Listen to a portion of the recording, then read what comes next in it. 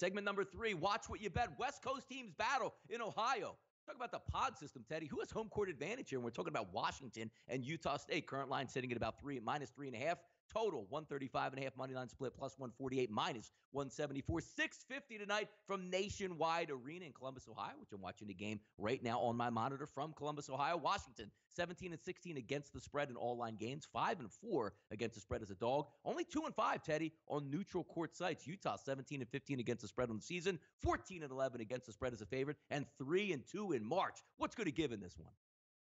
Who's got the home court edge? The home court edge goes to the smaller school in games where there is no home court edge, which means if Utah State's hanging around, they will pick up the crowd support. That's just the way that it works.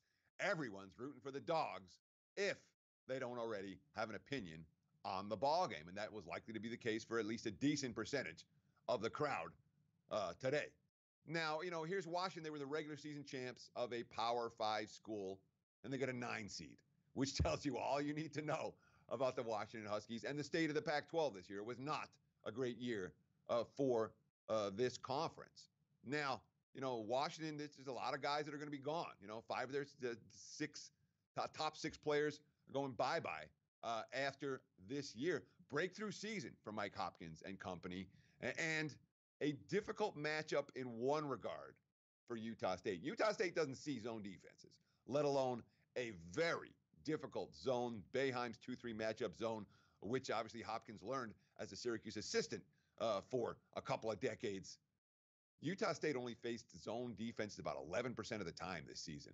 They really haven't seen a lot, so that could be a problem. They scored fairly well in that limited exposure against zones, 82nd percentile in offensive efficiency, but this is a different zone than they've seen before, and it's a Huskies team that I wouldn't sell short in this con. I'm surprised at all the love for Utah State.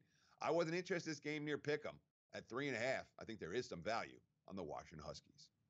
Yeah, always tough to see that matchup zone. As a basketball purist, Teddy, I like when the 2-3 matchup zone goes down for the count, like last night Baylor handled Syracuse. We'll see if that filters over today. And the last of the matchup 2-3 zones exits the tournament. We'll see. But again, you're talking about the Pac-12 that didn't have a great year, but also a nice start to the tournament with Arizona State, who's going to take on Buffalo a little bit later today. Also, number 1 overall seed, Duke, going to make a run with the Bison. And Teddy, notice I said Bison, not Bison. I don't want to disrespect the people up there in North Dakota State. Minus 26.5 total, 148.5 money line split plus 1810, minus 8,000. You looking to launder some money out there? That might be your play out there to take the minus 8,000. NDSU is 15-17 against the spread on the season, 4-8 against the spread as a dog. Obviously coming in as a large dog in this game. Duke 18-16 against the spread on the season, only 4-4 against the spread on neutral courts. Is this one of these games, Teddy, where you press the max and blow them out and get off to a good start, or you take your foot off the gas pedal saying, hey, we don't need style points in this game? They don't need style points. And Duke has not been necessarily a style point team in the NCAA tournament in the Coach K era. All that being said, it might not matter whether it's style points or not. And really, you look at the metrics for North Dakota State. They're number 50 in the country in effective field goal percentage. They're in the top 20 in free throws. They're really good three-point shooting, and 40% of their points come from beyond the arc. So how does Duke match up with that? Oops. Duke's top 10 in defending the three-pointer. So that likely to be a problem. If North Dakota State isn't hitting threes, I don't know where they score in this contest. Now, the question is, Duke's up 20. Duke's up 25. There's 6 minutes left. Is Coach K emptying the bench? Probably. Is that what you want in this situation if you're laying with Duke? Not necessarily.